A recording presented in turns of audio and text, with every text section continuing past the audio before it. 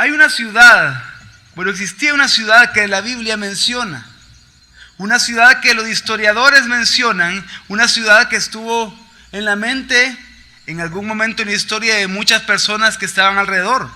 Esta ciudad, que era una ciudad de las más grandes, la más hermosa, la más cosmopolita, la más importante de toda Asia Menor, se le llamaba la luz de Asia. ¿Qué ciudad era esta? Éfeso. ¿Pero qué hacía Éfeso, a esta ciudad tan especial? ¿Por qué Éfeso era tan especial? Y es que podemos ver por lo menos 4 cosas por las cuales la ciudad de Éfeso era sumamente importante. Primero, en lo económico, era la ciudad portuaria principal y más importante comercialmente de toda Asia Menor. Todo aquel que quería hacer negocios en Asia Menor debía de pasar por el puerto de Éfeso. En lo político, era una ciudad libre, era una ciudad autónoma, era una ciudad que el Imperio Romano había dado el privilegio de que se gobernara libremente y autónomamente. Tenía el derecho a autogobernarse. No había ni un soldado romano dentro de la ciudad de Éfeso.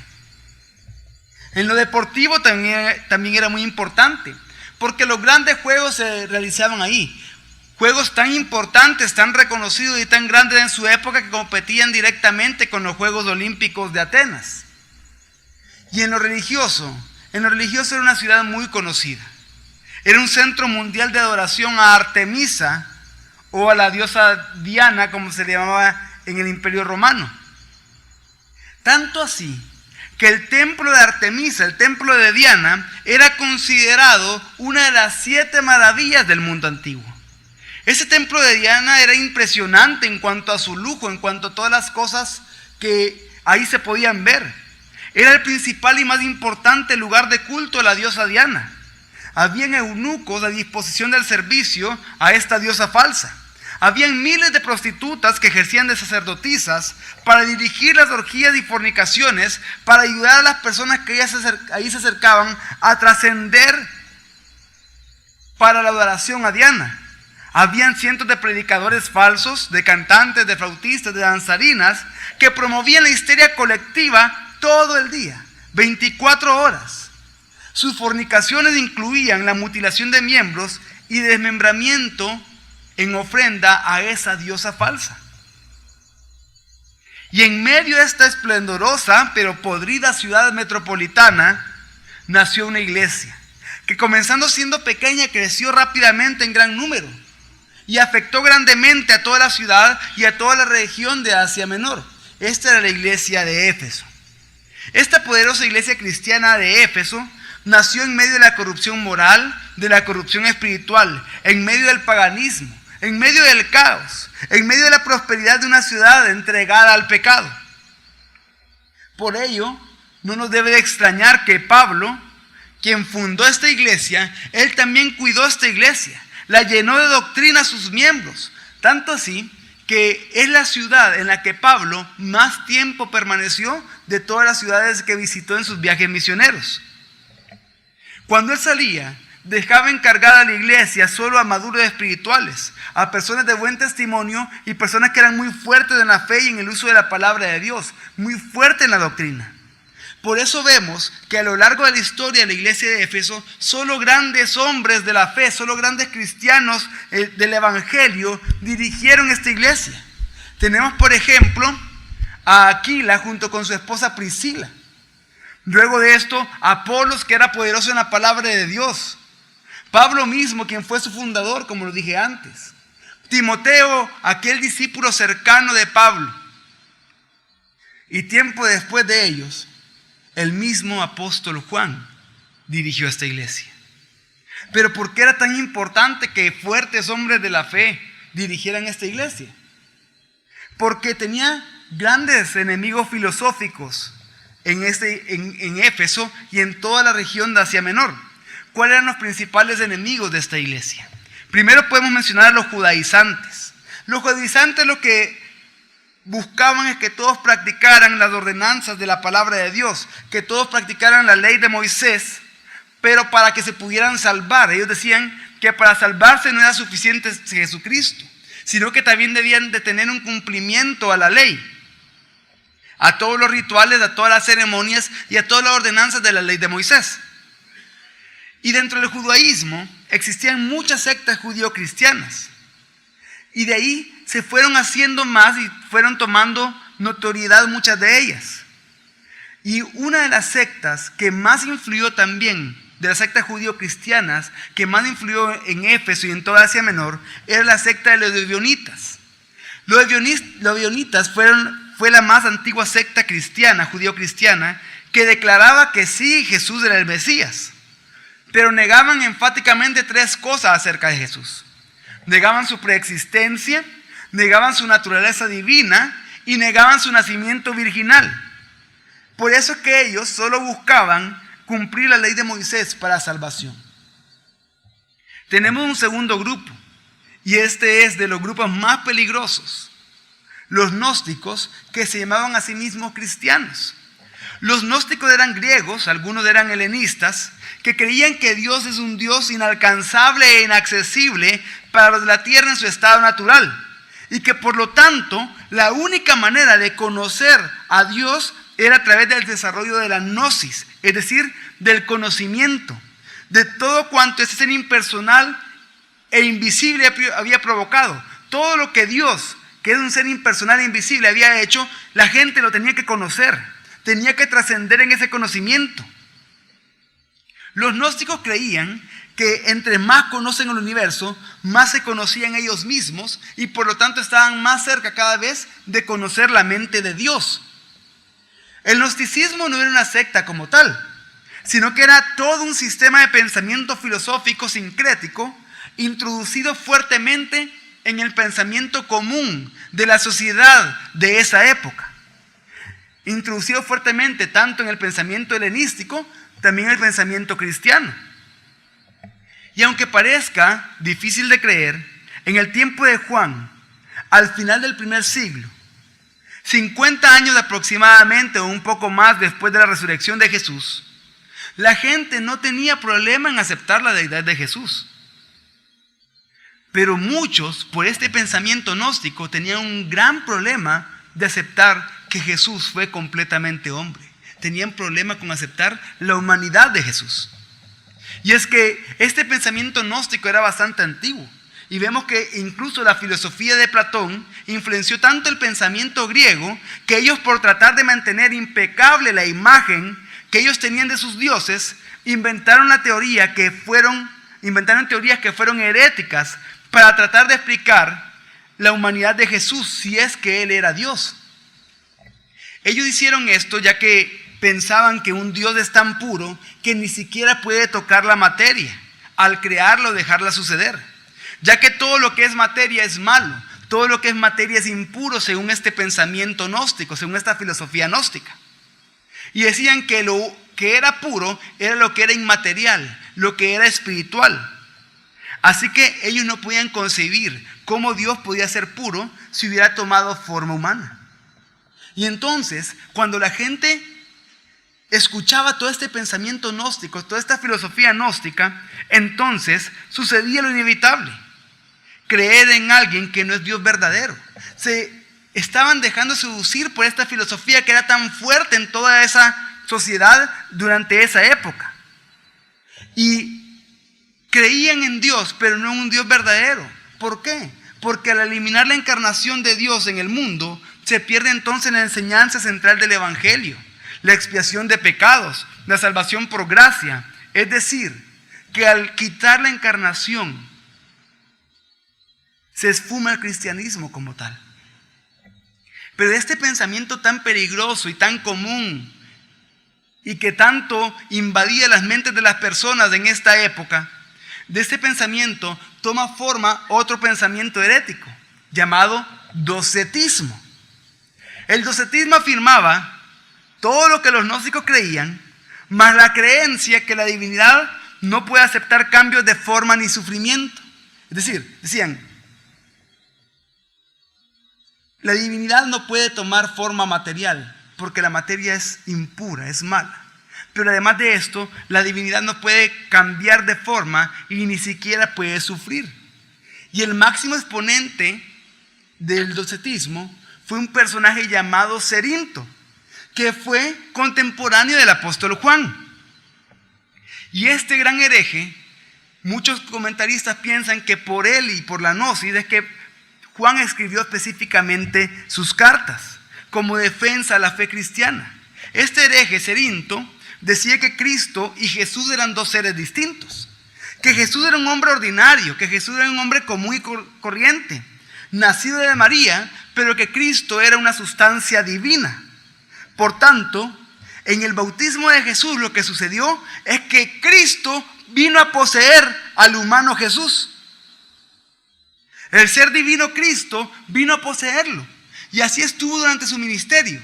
Pero precisamente antes de que Jesús fuera crucificado, entonces Cristo lo dejó, porque el ser divino no puede cambiar de forma ni puede sufrir. Que Cristo se apartó del hombre llamado Jesús. Y con esto Cerinto se aseguraba de enseñar que el ser divino Cristo no tuvo sufrimiento ni tuvo forma humana. Y de ahí, de los gnosticismos, de los ebionistas, de Cerinto, vinieron a lo largo de la historia distintos pensamientos heréticos, distintas sectas, distintos falsos maestros que vinieron a confundir más a la población y más a la iglesia cristiana. Por ejemplo, uno de ellos fue Marción. Imagínense lo que decía este hereje llamado Marción. Decía que la humanidad de Cristo era un espejismo nada más.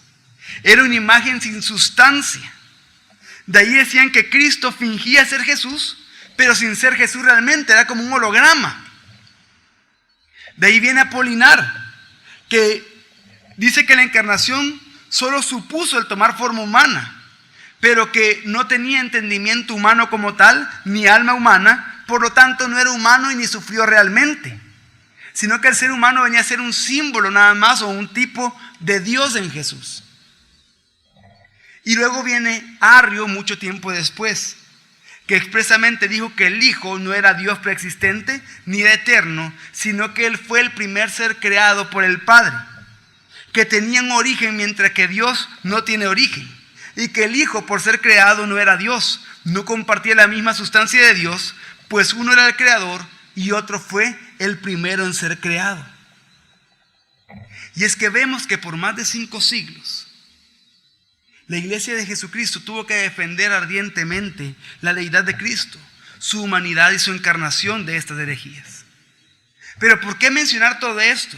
¿Por qué comenzar mencionando el contexto de Éfeso, esta asombrosa ciudad, pero podrida ciudad?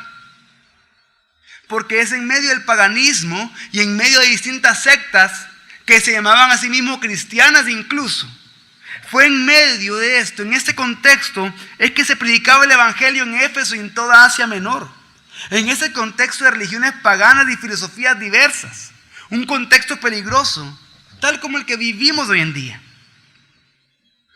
Un contexto que quería confundir, si fuera posible aún, a los escogidos. Y es que estamos en peligro. Así como la iglesia cristiana estaba en peligro con estas herejías, también la iglesia cristiana de la actualidad está en peligro. Los cristianos auténticos estamos todos en un mismo barco que está navegando aguas turbulentas, aguas de tempestuosas ideologías, donde los credos vienen y van como las olas. Estamos en un barco en donde se puede ver a lo lejos un inofensivo y quieto, pero disfrazado y peligroso iceberg, en donde la punta enseña muchas ideas de intelectualismo, de racionalismo, de muchas religiones y sectas en esa punta. Pero abajo de esa punta se encuentra un bloque de hielo inmenso, peligroso, que ha estado ahí por mucho tiempo atacando y tratando de hundir embarcaciones. Y entonces a lo lejos desde ese barco se oye una voz que grita: ¡cuidado! ¡Cuidado! Y ese mismo grito de cuidado fue el grito que dio el apóstol Juan a la iglesia de Éfeso y a las demás iglesias de Asia Menor al escribir su segunda carta. Gritarle a la iglesia cristiana de Asia Menor: cuidado, cuidado, era el objetivo de la segunda carta de Juan. El objetivo de escribir esta carta era advertir a la iglesia acerca de las falsas enseñanzas de los herejes y de que los miembros de la iglesia no tuvieran comunión con todos aquellos que no amaban la verdad. Y es que como aprendimos la semana pasada, ¿en qué se basa el amor? ¿En qué se basa el amor? En la verdad. Los que amamos a Cristo, entonces no podemos apoyar a los que niegan la verdad acerca de Cristo. Amor sin verdad es amor. No, amor sin verdad no es amor. En esta carta el apóstol Juan muestra la firmeza del amor, rechazando severamente a los que no aman la verdad. Y a partir del versículo 7 hasta el versículo 11, que son los versículos que estudiaremos hoy de esta carta, el apóstol hace una advertencia severa ante la falsa doctrina. El apóstol, en el versículo 7 al 11, nos da 2 mandamientos: que nos guardemos nosotros mismos y que perseveremos en la sana doctrina. Es por eso que el título de este estudio es Guardándonos a nosotros mismos, perseverando en la sana doctrina. Y en estos 5 versículos que vamos a estudiar, 2 de Juan, de 7 al 11, encontramos 4 consejos que como hijos de Dios debemos entonces poner en práctica cada día para poder defender la verdad como Dios nos lo ha encomendado. ¿Cuál es el primer consejo? Desenmascarar el engaño de la herejía. ¿Cuál es el primer consejo, mi familia? Desenmascarar el engaño de la herejía. 2 de Juan 7 dice: porque muchos engañadores han salido por el mundo, que no confiesan a Jesús el Mesías como venido en carne. Este es el engañador y el anticristo. Y es que vamos a ver algo en estos 5 versículos que vamos a estudiar. Vamos a ver que Juan hace un contraste. Juan hace una comparación entre la verdad y la obediencia en contra del error, el engaño y la mentira. Lo que Juan nos enseña acá es cómo nosotros como hijos de Dios debemos de estar listos para poder discernir entre lo que viene de Dios y lo que no es de Dios. En forma concreta, el anciano advierte ante los falsos maestros que tergiversan la verdad, aquellos falsos maestros que quieren engañar y seducir a los fieles. Pero vemos que comienza este versículo diciendo ¿por qué? El por qué al inicio del versículo señala que Juan, al escribir los versículos anteriores, ya tenía en mente de lo que iba a hablar. Ya tenía en mente que él estaba escribiendo para desenmascarar a los opositores de la verdad. Y ahora dirige la atención de sus lectores directamente a estos falsos maestros, a estos falsos cristianos. Y es que, como decía antes la semana pasada, en los versículos 4 al 6, aprendíamos que el anciano, que el apóstol Juan, se alegraba de saber que la iglesia estaba viviendo en conformidad a la verdad, estaba caminando en la verdad. Y por lo tanto, le exhortaba a mostrar amor porque corría el peligro de ser corrompida por la falsedad. Le mostraba que todo amor que ellos debían demostrar debía estar fundamentada en la verdad. Porque si esa verdad o ese amor era corrompido por la falsa enseñanza, iba a terminar en un enfriamiento del amor mutuo entre la iglesia cristiana de Asia Menor. El anciano temía que quienes aceptaran falsas enseñanzas doctrinales ya no practicarían el genuino amor cristiano como lo establece la palabra de Dios, el genuino amor cristiano que es conforme a la verdad, y que por lo tanto se iba a producir una división en la iglesia. Y es que el problema para los destinatarios de la iglesia eran los herejes y la falsa doctrina de la gnosis. Herejes que avanzaron masivamente, por eso que dice, porque muchos engañadores han salido por el mundo. Herejes que salieron masivamente esparciendo su veneno y engañando en todo lugar, engañando por todo el mundo conocido. Y Juan califica a estas personas como engañadores. ¿Qué significa esto, engañadores? Se refiere a las personas que quieren extraviar, que quieren seducir, aquel que engaña para llevar a la nada, aquel que engaña para llevar al camino equivocado. Cuando Juan les llama engañadores a ellos, es que eran personas que quieren seducir para llevar al camino equivocado. Juan los llama engañadores a aquellos que son instrumentos del gran engañador por excelencia. ¿Quién es el gran engañador por excelencia, mi familia? Satanás. Y dice que estos engañadores han salido por el mundo. Dice que hay muchos engañadores que han salido por el mundo, han salido al mundo. Hay muchos engañadores que son misioneros del diablo, que han salido a hacer combate para extraviar a los hombres de la verdad, de Cristo, del amor genuino. Y es que así como nosotros recibimos la misión de ir y hacer discípulos, de ir y salir en la misión de proclamar el evangelio, Juan lo que está diciendo acá, que hay muchos engañadores que han salido por el mundo, que tienen una misión específica: sembrar falsas enseñanzas en la iglesia cristiana.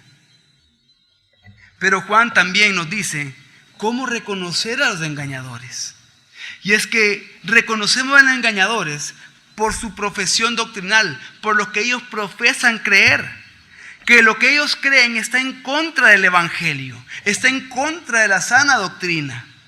Y el asunto crucial para discernirlo de espíritus, para discernir con qué espíritu una persona da una enseñanza, era qué opinaban de Jesús. Sobre todo qué opinaban de la encarnación. El punto de partida de la obra de Cristo en la tierra es la encarnación. El punto de partida de la obra de salvación en la tierra es la encarnación. Y para distinguir a los engañadores se debía escuchar y prestar atención a qué ellos opinaban acerca de la encarnación. Por eso 2 de Juan 7 dice: porque muchos engañadores han salido por el mundo, que no confiesan a Jesús el Mesías como venido en carne.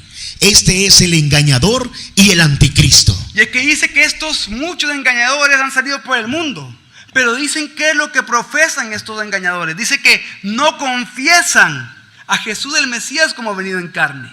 No confiesan.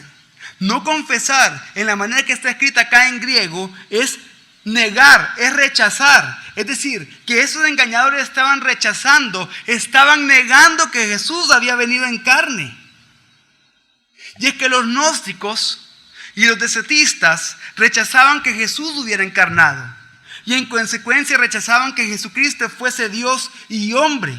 Rechazaban que Jesucristo murió en la cruz para perdón de pecados. Y es que estos falsos atacaban el centro mismo de la verdad. Atacaban a Jesucristo, a Dios encarnado, al Hijo de Dios, al Hijo del hombre, al Dios hombre. Y por eso que en este caso, en este versículo, el anciano, el apóstol Juan, cita una confesión ortodoxa ya muy conocida en la iglesia en ese tiempo. Y la no aceptación de esta confesión ortodoxa era señal de una total falta de ortodoxia, una total falta de sana doctrina. Literalmente esta confesión en griego decía lo siguiente: creo que Jesucristo está viniendo en carne. De hecho, cuando dice ahí que el Mesías como venido en carne, literalmente es el Mesías viniendo en carne, con esa forma verbal, con esa conjugación verbal. ¿Por qué lo menciona así el apóstol Juan? Porque para el apóstol Juan era un axioma, era una verdad irrefutable, que había habido una verdadera encarnación, que el verbo se había hecho carne y había permanecido en carne. En otras palabras, lo que el apóstol Juan está enseñando es que la encarnación es una verdad permanente. Es una verdad permanente. Pero eso mismo lo podemos ver también nosotros en nuestro tiempo. Porque déjenme hacerles una pregunta. ¿Hacia dónde? O mejor dicho, ¿hacia quién va dirigido el ataque del racionalismo escéptico y de las falsas religiones? ¿Hacia quién? Hacia Jesús, hacia Cristo. Todo ataque en la historia de las herejías y falsas filosofías va dirigido hacia Cristo. El blanco común del antiteísmo es Cristo. Y es que no importa si es por medio del racionalismo escéptico o si es por medio de las religiones. Es igual antiteísmo. Todo el que ataca al Hijo, ataca a Dios. Y por lo tanto, si atacan al Hijo, atacan a Dios. Y si atacan a Dios, son anti-Dios, antiteístas. Todo racionalismo escéptico y toda falsa religión es antiteísta. Todo racionalismo escéptico y toda falsa religión es anti Dios. No importa si se llama islamismo, mormonismo, testigos de Jehová, shantoísmo, budismo. Es anti Dios porque van en contra de Jesucristo. Pero estas manifestaciones anti Dios, así como en aquel tiempo era la gnosis, el docetismo, el lebionismo y muchas otras más que vinieron con estas. En este tiempo es el racionalismo escéptico, junto con las demás religiones, son solo la punta del iceberg. Son solo la punta del iceberg, mi familia. ¿Por qué? Porque lo único que hacen estas filosofías diversas y religiones diversas es manifestar de dónde proceden. ¿Y de dónde proceden? Lo dice el versículo: del engañador y el anticristo. El engañador por excelencia es el diablo, como lo establecimos antes. Es el padre de mentira. Cuando habla mentira, de suyo habla. Desde el principio ha querido destruir por medio de la seducción y del engaño. El anticristo es el representante principal de los que se oponen a Cristo, de los que niegan su naturaleza verdadera, de los que niegan su obra salvadora. Aunque sabemos también que su aparición culminante será en un futuro escatológico, ya desde muy temprano había manifestaciones de este espíritu satánico, de este espíritu del anticristo. Y vemos que el espíritu del anticristo, desde que comenzó la iglesia hasta nuestros días, ha sido, es y seguirá siendo hasta la segunda venida de Cristo una realidad presente. Lo podemos ver en algunos versículos de Primera de Juan. Primera de Juan 2, 18 y 22 dice: Hijitos, ya es la hora postrera, y según habéis oído que el anticristo viene, así han surgido ahora muchos anticristos, por lo cual sabemos que es la hora postrera. ¿Quién es el mentiroso sino el que niega que Jesús es el Mesías? Este es el anticristo, el que niega al Padre y al Hijo. Y es que le dice: hijitos, ya estamos en los últimos tiempos. Ya estamos en los últimos tiempos. Y es que para poder comprender mejor este pasaje debemos de saber que para la concepción hebrea, la historia se dividía en los primeros tiempos y en los últimos tiempos. Pero todos los hebreos, todos los judíos pensaban que los últimos tiempos se iban a dar con la venida del Mesías. Obviamente el Mesías viniendo en gloria para ellos, porque no entendieron la venida de Cristo, no entendieron la revelación de Dios a través de Jesucristo. Pero obviamente, ya inspirados por el Espíritu Santo, los primeros cristianos se dieron cuenta: no, es que los primeros tiempos ya pasaron. Los primeros tiempos fueron aquellos que comenzaron desde la creación y terminaron con la encarnación de Cristo. A partir de la encarnación de Cristo se inauguran los últimos tiempos. Y por eso es que dice: ya estamos en los últimos tiempos. Y por eso es que podemos ver en el Nuevo Testamento cómo se diferencian los últimos tiempos del día final, que es con el que termina los últimos tiempos. Por eso le dice: hijitos, ya es la hora postrera, ya estamos en los últimos tiempos. Y según habéis oído, el anticristo viene. Y por eso han surgido ahora muchos anticristos, por lo cual sabemos que estamos en los últimos tiempos. Dice: ¿quién es el mentiroso? Sino el que niega que Jesús es Cristo. Ese es el anticristo, el que niega al Padre y al Hijo. Pero ¿cómo el anticristo niega que Jesús es Cristo? El apóstol Juan lo explica también en Primera de Juan, pero esta vez en el capítulo 4, versículos 2 y 3. En esto conoced el Espíritu de Dios. Todo espíritu que confiesa que Jesús, el Mesías, ha venido en carne, procede de Dios. En esto conocemos el Espíritu de Dios. Todo espíritu, toda persona que confiesa que Jesús, el Mesías, ha encarnado, fue Dios hombre, fue completamente hombre y completamente Dios. Los que confiesan eso proceden de Dios. Pero ¿qué dice el versículo 3? Y todo espíritu que no confiesa a Jesús no procede de Dios. Y este es el del anticristo, del que habéis oído que viene y ahora está ya en el mundo. Pero todo espíritu que no confiesa a Jesús no procede de Dios. Y este es el del anticristo, del que habéis oído que viene y ahora está ya en el mundo. el espíritu del anticristo ha estado desde el inicio de la iglesia. Y vemos que la confesión de los herejes, el contenido de su doctrina, revela su verdadera naturaleza y por lo tanto es necesario desenmascararlos. No son de Dios ni de la verdad, sino que el origen y fuente de los falsos maestros, de las filosofías huecas y sutiles, del escepticismo, de otros dioses, de religiones, es el diablo mismo, es el engañador y el anticristo. Ese es el gran bloque de hielo que está abajo de la punta del iceberg. Por lo tanto, el primer consejo que nos da en estos versículos, en 2 de Juan 7 al 11, es desenmascarar a los falsos maestros, desenmascarar las herejías. Pero hay un segundo consejo que se nos da en el versículo 8, y es guardarnos a nosotros mismos. 2 de Juan 8 dice: mirad por vosotros mismos, para que no echéis a perder las cosas que hemos forjado, sino que recibáis el galardón completo. Y es que habiendo ya desenmascarado y definido y desenmascarado la herejía, Juan advierte en forma vehemente a los lectores que no desperdicien las bendiciones que han recibido y que se esfuercen por recibir la recompensa. Y es que ante el peligro de la seducción y los ataques del enemigo, nosotros debemos de poner atención como hijos de Dios para no caer en las trampas y no deslizar y no tropezar. Como hijos de Dios debemos de cuidarnos a nosotros mismos. Y fíjense que es bastante significativo y llama muchísimo la atención que ¿a quién dijimos que escribía, a qué comunidad estaba escribiendo el apóstol Juan? A Éfeso y a las iglesias de Asia Menor. Pero vemos que el apóstol Pablo ya mucho antes había dado este mismo consejo a alguien. ¿A quién creen ustedes que se los dio? A Timoteo. Timoteo también fue pastor de esa iglesia, de Éfeso.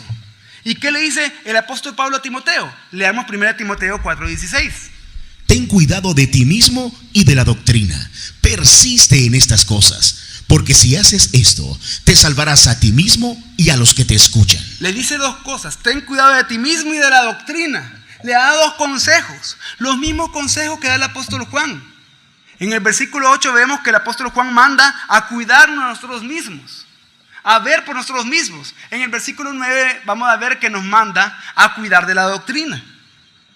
Pero es que es sorprendente de que a Éfeso y a Asia Menor el apóstol Juan le dice esto.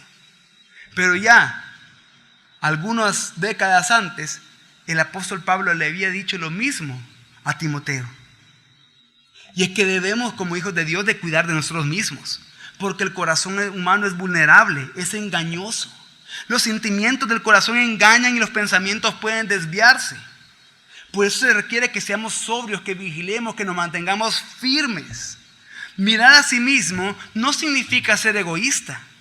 A sí mismo no apunta al orgullo, sino que a sí mismo señala lo que Cristo ha hecho en mí y conmigo. Yo debo de mirar a mí mismo, debo cuidarme a mí mismo, en el sentido que debo cuidar la obra que Cristo ha hecho en mí, que ha hecho conmigo. Cada hijo de Dios debe de guardarse a sí mismo. Y la iglesia como una comunidad debe unirse y afirmarse para proteger a los suyos, para perseverar en la sana doctrina. Y es que a esta misma comunidad, a Éfeso, a los dirigentes de la iglesia de esta misma ciudad, muchos años antes que Juan enviara esta carta, el apóstol Pablo, quien fundó la iglesia de Éfeso, en su discurso de despedida les dijo lo siguiente en Hechos 20, 27 al 30. Porque no me retraje de comunicaros todo el propósito de Dios. Tened cuidado de vosotros mismos y de todo el rebaño en que el Espíritu Santo os puso por obispos para apacentar la iglesia de Dios, que adquirió mediante su propia sangre.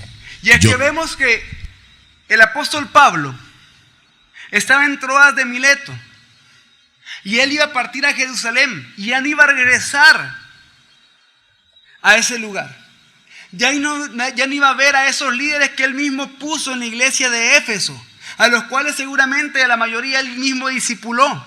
Y por lo tanto, para despedirse los manda a llamar, manda a llamar a todos los ancianos, a todos los pastores que estaban en Éfeso, los manda a llamar para que vaya a Troas. Y les da un consejo. Después de decirles, yo no me retraje de anunciarles todo el evangelio, todo el propósito de Dios, todo el consejo de Dios. Por lo tanto, les doy un consejo, les dice. Tened cuidado de vosotros mismos. Otra vez les dice lo mismo. Juan se lo dice a los de Éfeso y a Asia Menor. Y Pablo se lo había dicho a Timoteo y se lo dice a los pastores que estaban en Éfeso. Tengan cuidado ustedes mismos y de todo el rebaño en que el Espíritu Santo os puso por obispos para presentar la iglesia de Dios que adquirió mediante su propia sangre. Pero ¿por qué tenían que tener tanto cuidado de ellos mismos? ¿Qué dice el versículo 29? Yo sé que después de mi partida entrarán entre vosotros lobos feroces que no perdonan al rebaño. Y de entre vosotros mismos se levantarán hombres que hablan perversidades para arrastrar a los discípulos tras sí. Porque él sabía que después de que él se fuera, se iban a levantar los falsos maestros.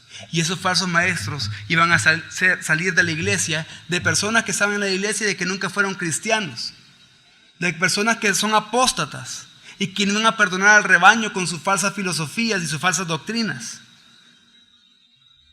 El apóstol Pablo se lo había anunciado mucho antes ya a la iglesia de Éfeso. Y a esa misma iglesia, a esa misma comunidad de Asia Menor es de la que el apóstol Juan escribe. Precisamente por los gnósticos que se hacían llamar cristianos, precisamente por Cerinto y los docetistas, precisamente por los devionistas y todos los demás que salieron de la iglesia para demostrar que nunca fueron de la iglesia, que nunca fueron hijos de Dios. Y precisamente eso está pasando hoy en día. De que hay un gran peligro filosófico y doctrinal en las iglesias en nuestra actualidad. Pero lo alarmante no es eso, porque ya sabemos qué va a pasar y ha pasado desde el principio. Lo alarmante es que muchos evangélicos, al ver el peligro que existe, han abandonado aquello en lo que todos los cristianos estuvieron de acuerdo como verdad absoluta. Han abandonado la sana doctrina. Ya no la ven como algo importante. Muchos están más pendientes de hacerse amigos con el mundo. Muchos, cuando reciben ataques en contra de Cristo, de su fe, lo que hacen es asentir, solo decir, sí, verdad, como ignorantes. Muchos lo que hacen es agachar la cabeza ante los ataques del intelectualismo racional y de otras religiones. Desen cuenta que aunque hablen bonito, hablan puras necedades. Hablan puras falacias. Hablan puras falacias. Tienen que recurrir a argumentos que son falacias lógicas para poder establecer su punto. Hablan con arrogancia y no hablan con inteligencia. Lo preocupante no es que ellos hablen así, si es común que hablen así porque están cegados por Satanás y su entendimiento está entenebrecido. Lo preocupante es que los cristianos no tengan la conciencia que tienen una mente regenerada y que tienen que estudiar por lo tanto la palabra de Dios y que el Espíritu Santo nos ilumine la palabra de Dios para que presentemos defensa frente a esos ataques necios de esos necios. La iglesia primitiva predicó a Cristo crucificado y siempre estuvo consciente de que ese mensaje sería piedra de tropiezo para los religiosos judíos, como dice en 1 Corintios 1, pero también para los filósofos griegos. Y es que el mensaje de la cruz, el mensaje del evangelio, tal como lo establece la Biblia, es piedra de tropiezo para las religiones, porque las religiones no aceptan el mensaje de Cristo, ninguna. Las sectas no aceptan el mensaje de Cristo, ninguna. Pero también para los filósofos, para el racionalismo escéptico. Para uno es tropiezo, para el otro es locura. Y vemos que hoy el mensaje del evangelio sigue siendo el blanco común de los racionalistas escépticos y de los adoradores de falsos dioses. Es decir, de los de todas las religiones. Y necesitamos recuperar ese denuedo que había en la iglesia primitiva. Necesitamos recordar que los pecadores no se ganan por medio de relaciones públicas o de poderes terrenales O de platiquitas tomándose café y diciendo, no, pero yo respeto tu opinión, no respete la opinión de ellos. Establezca la verdad que la Biblia lo manda a establecer, a defender y a predicar. Los pecadores se salvan por medio de la predicación del Evangelio como el mensaje exclusivo que es poder de Dios para salvación, y no hay otro. Por lo tanto, debemos de resistir la tendencia de ser absorbidos por las modas y supuestas innovaciones del pensamiento mundano. No debemos de desmayar en nuestra lucha, sino que debemos recalcar lo que hace único y exclusivo al cristianismo. Pero el problema es que muchos evangélicos se esfuerzan para cortejar el favor, la atención y la aprobación del mundo. La búsqueda de la aprobación del mundo no es más que prostitución espiritual. Santiago 4:4 dice: adúlteras, ¿no sabéis que la amistad del mundo es enemistad para con Dios? Cualquiera pues que quiera ser amigo del mundo se constituye en enemigo de Dios. ¿Y por qué mencionar esto? Porque estamos en el segundo consejo. ¿Cuál es el segundo consejo? Cuídese usted mismo. Cuidemos nosotros mismos para que no tropecemos, para que no perdamos nuestro galardón, para que recibamos completo nuestro galardón.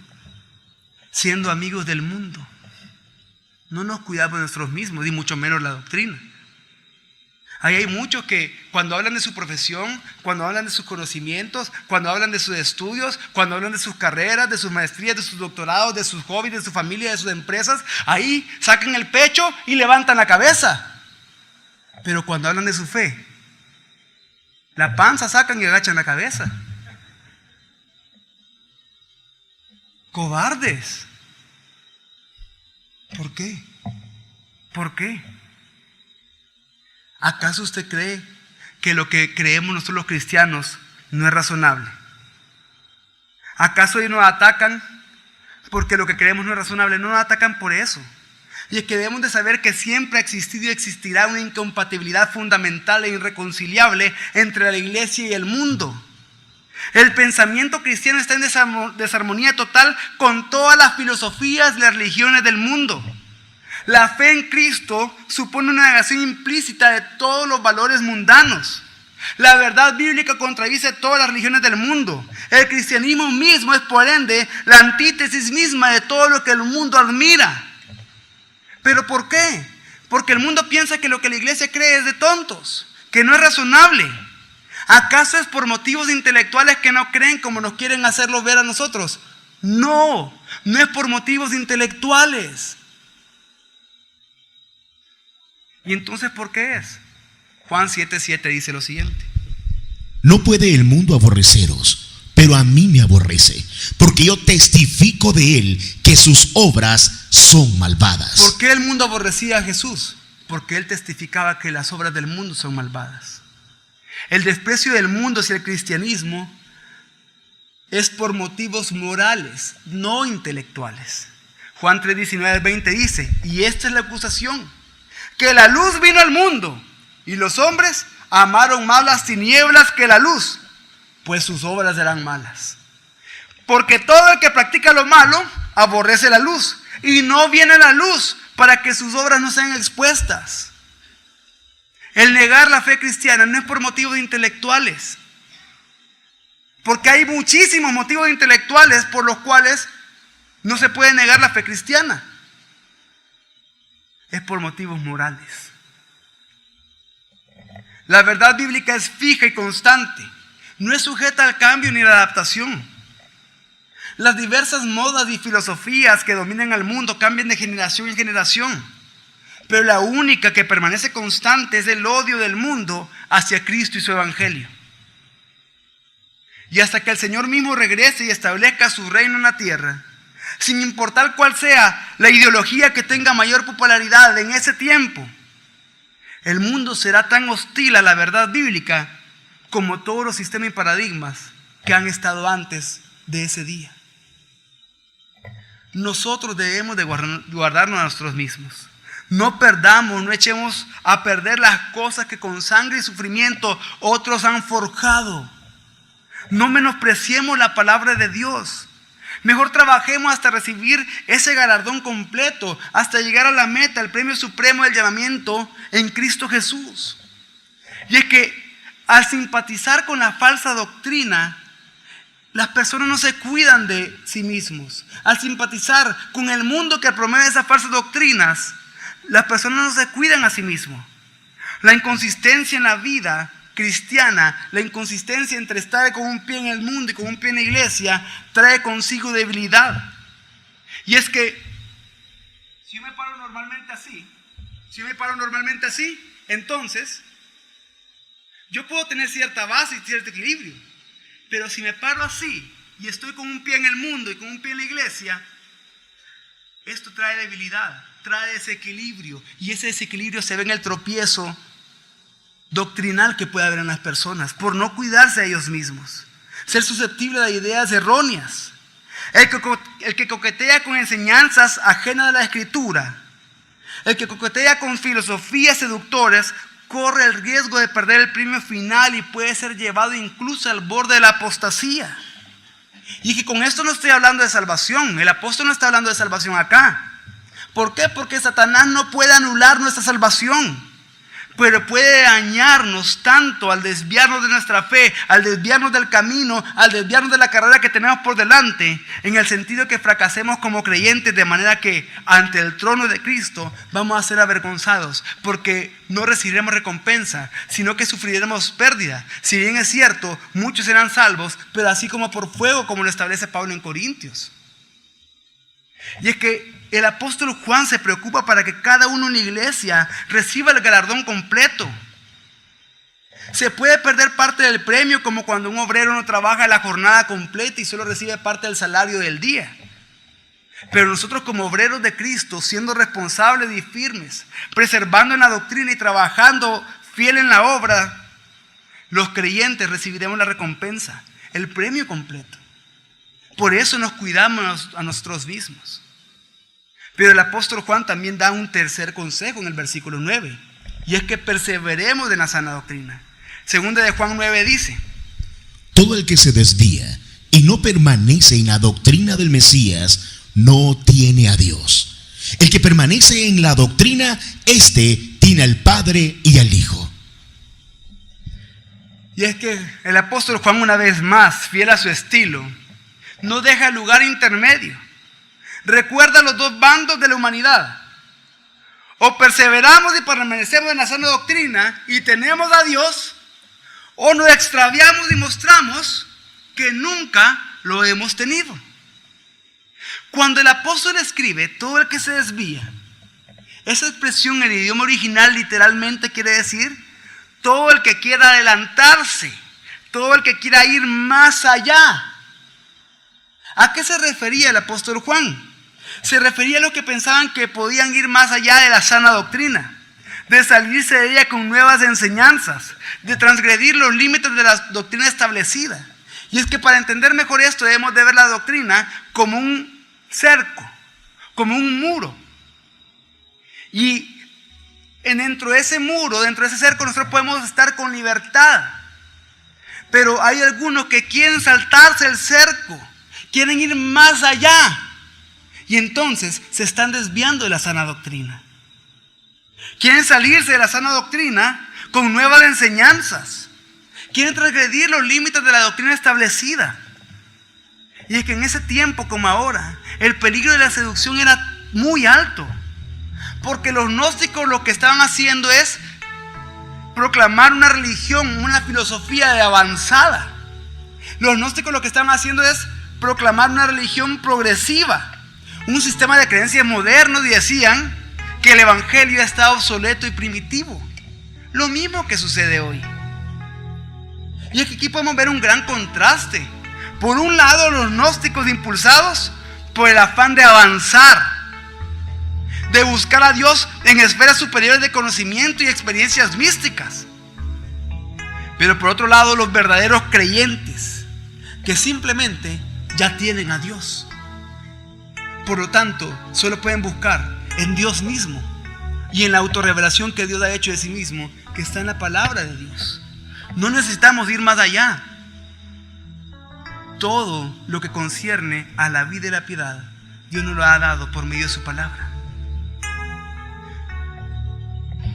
Los que somos de Cristo tenemos al Padre y al Hijo como posesión, porque Dios mismo ha tomado morada en nosotros.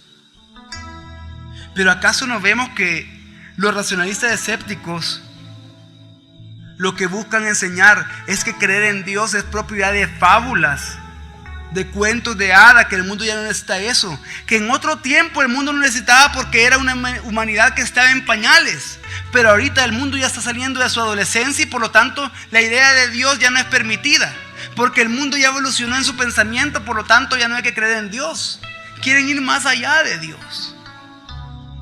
Pero ¿acaso no es lo que buscan enseñar este pensamiento posmoderno en el que nos encontramos hoy en día, en que cada quien puede pensar lo que mejor le parezca y transgredir lo que quiera? ¿Acaso no es lo mismo que buscan enseñar religiones? Que sí, ahí está Cristo, pero hay algo más que Cristo. Está el profeta tal, está la fulana tal que escribió tal cosa, está tal santo, está tal virgen, está tal Dios. Y sí, Cristo ahí está, pero quieren ir más allá. Son falsas religiones, son falsas filosofías. Pero nosotros debemos de permanecer y persistir. Nosotros tenemos a Dios, tenemos la verdad, tenemos la palabra. Por eso el apóstol Juan señala la importancia de la doctrina. La sana doctrina es la base, es la médula de la fe genuina y la vida cristiana. El creyente es llamado a preservarla, guardarla, predicarla, practicarla, persistir en ella. ¿Por qué? Porque eso nos hace estar firmes en el evangelio que nos ha salvado. Pero hay un cuarto consejo que lo vemos en el versículo 10 y 11. Y más que un consejo, es un mandato: no hacernos partícipes de los falsos maestros. Segunda de Juan 10 y 11 dice: si alguno llega y no lleva esta doctrina, no lo recibáis en casa ni le digáis bienvenido, porque el que le dice bienvenido participa en sus malas obras. Y es que en los primeros tiempos las iglesias de distintos lugares tenían contacto de entre sí, porque había muchos que tenían que viajar y viajaban por largos caminos, y eran recibidas en casas de los miembros de las iglesias de las ciudades a donde ellos llegaban. La hospitalidad era algo muy común en las primeras iglesias, sobre todo en el contexto de persecución en el que estaban. Tenían que recibir a los cristianos para protegerlos en sus casas. Lamentablemente, poco a poco fueron surgiendo anomalías en cuanto a esto, porque los falsos maestros están aprovechando la hospitalidad de los verdaderos hermanos, y lo que hacían para poder infectar todas las iglesias con falsas enseñanzas, las llevaban a las casas.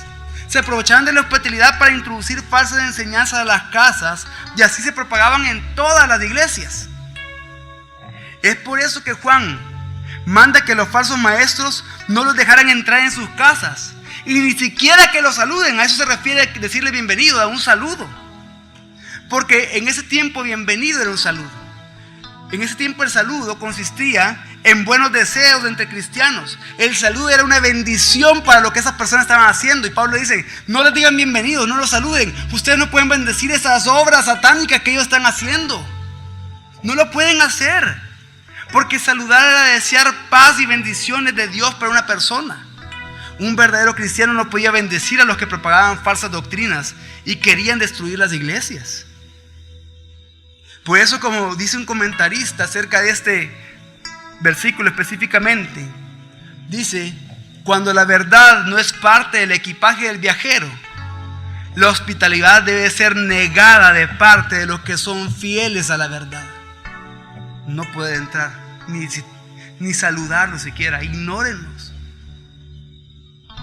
Y es que el apóstol Juan no solo escribió eso, él dio el ejemplo de eso. Se ve en las cartas de Ireneo de León.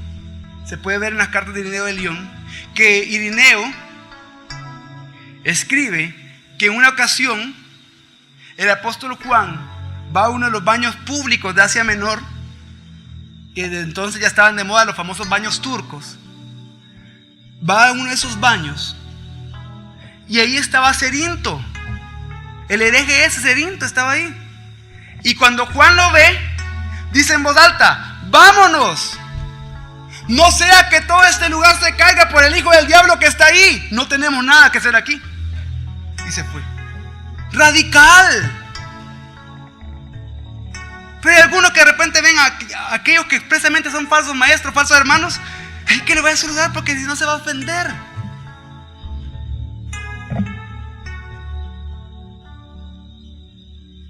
¿O acaso usted está permitiendo que entren falsas enseñanzas a su casa? Ustedes como padres de familia van a permitir que entren falsas enseñanzas a su hogar. Los hombres que están acá van a permitir que filosofías diversas entren a las mentes de su esposa, de sus hijos. O los hombres van a alabar con la palabra de Dios como sacerdotes del hogar y como Dios se lo encomienda a la mente de su esposa y sus hijos. Pero para eso tiene que perseverar en la sana doctrina y cuidarse primero usted mismo. Y ser radical en no permitir falsas enseñanzas, ni permitir falsos maestros, ni divisores de iglesias en las vidas de sus familias. Porque el que lo hace, el que le da bienvenida, el que saluda incluso a falsos maestros, dice que está siendo partícipe con esas personas. Y la palabra que ocupa es teniendo comunión con ellos. Y Pablo ya había escrito mucho tiempo antes que no puede haber comunión entre las tinieblas y la luz. ¿Cuánto vale para ustedes la seguridad y salud espiritual de ustedes mismos y de sus familias? ¿Por qué siguen tolerando a aquellos que en su hogar llevan enseñanzas de escepticismo, de falsas religiones, de filosofías huecas? ¿Por qué no ha puesto un alto en su hogar? ¿Por qué no se ha levantado a callarles la boca con la palabra de Dios y a defender a su familia? ¿Por miedo? ¿Por ignorancia? ¿Por incapacidad? ¿Por incredulidad? ¿Cuánto vale su familia para usted? ¿Cuánto vale su iglesia para usted? Es que miren, nosotros aquí en la iglesia lo tenemos claro. Nosotros en la iglesia sabemos que si viene un falso a querer enseñar, no lo aceptamos. Hace 2 semanas o 3 semanas, no lo recuerdo, me vino a buscar un tal evangelista fulano de tal. Vino a buscar a un pastor y yo salí a recibirlo. Mire, yo soy el evangelista fulano de tal. Y lo que pasa es de que ha venido un profeta, no sé qué, Sterling, de República Dominicana, y que trae palabra profética para El Salvador, dice. Y nosotros queremos compartir esta bendición con las iglesias del Salvador. Quería saber si ustedes pueden permitir que él venga acá. No, le digo, no. Es que para que dé una prueba, no. ¿Y se puede reunir con los pastores? No. Porque predicas falsa doctrina. Usted tiene que saber que nosotros en la iglesia nos preocupamos por las enseñanzas que se le van a dar acá. Y no dejamos y protegemos la iglesia ante eso. Pero porque usted, o porque algunos de ustedes no protegen su hogar así. Y ustedes son los que traen esas enseñanzas después de acá. ¿Por qué? Y es que, mi familia, la tolerancia tiene un límite. No estamos hablando de pequeñas diferencias sobre interpretación bíblica acá. Al contrario, estamos hablando de falsas enseñanzas. Se trata de una seducción y ataque que desvía a los creyentes de la verdad revelada y establecida para llevarlos a la apostasía y destruir la iglesia. De eso se trata. Los falsos maestros son instrumentos del anticristo que propagan ideas sembradas por Satanás.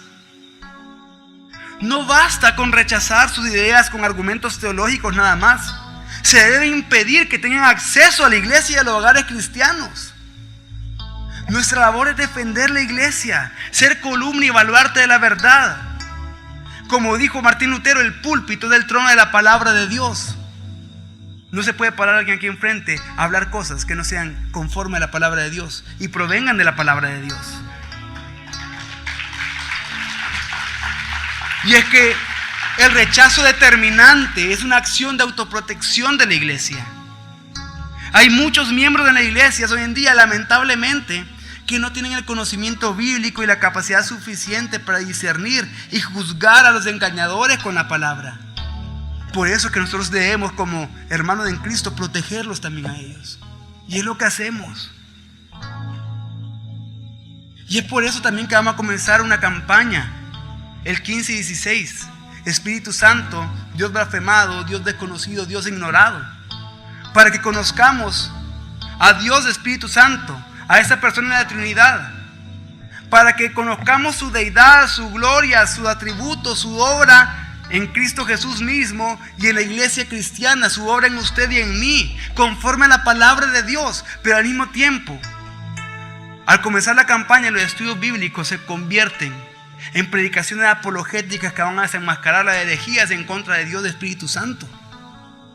Y usted tiene que estar acá, porque usted está llamado a desenmascarar esas herejías y proclamar la verdad. Por eso que traiga a personas que usted conoce que están en estos falsos movimientos neopentecostales, para que escuchen la verdad. Traigan a personas que no conocen, que están en falsos movimientos de neopentecostalismo o de falsos movimientos carismáticos, para que vengan a escuchar la verdad. Pero también, si esas personas no quieren escucharlo, usted debe rechazarlos. El rechazo no está en contra del amor cristiano, aunque parezca esto una contradicción o por insólito que se escuche. El rechazo no está en contra del amor cristiano. El rechazo de los falsos maestros es una manifestación del amor cristiano. Cuando están en peligro las almas, el amor debe ponerse firme e intransigente. Amor no es blandura o indulgencia. Amor es de actuar con resolución y firmeza para proteger las almas y las mentes de nuestros hermanos, las almas y las mentes de sus hijos. El amor no tolera la mentira. El amor está en contra de la mentira porque el amor tiene su base en la verdad. El amor prohíbe la abundancia del error. El amor debe emplear palabras tajantes para dar una dura lección a aquellos que se oponen a la verdad. ¿Por qué? Porque nosotros los cristianos confesamos, creemos, por medio de la palabra de Dios y la obra del Espíritu Santo en nuestra vida, que Cristo es el único camino, que es el Dios verdadero, y por lo tanto todos los demás sistemas de creencias son senderos falsos y erróneos. ¿Y familia? Esto es lo que enseña la Biblia. Esto es lo que la iglesia ha proclamado a lo largo de su historia. Este es el mensaje del cristianismo que no puede ser cambiado. Esto es lo que juntos debemos de conocer, de amar, de meditar, de proclamar, de enseñar y de defender. A eso estamos llamados. Cierren sus ojos, vamos a orar.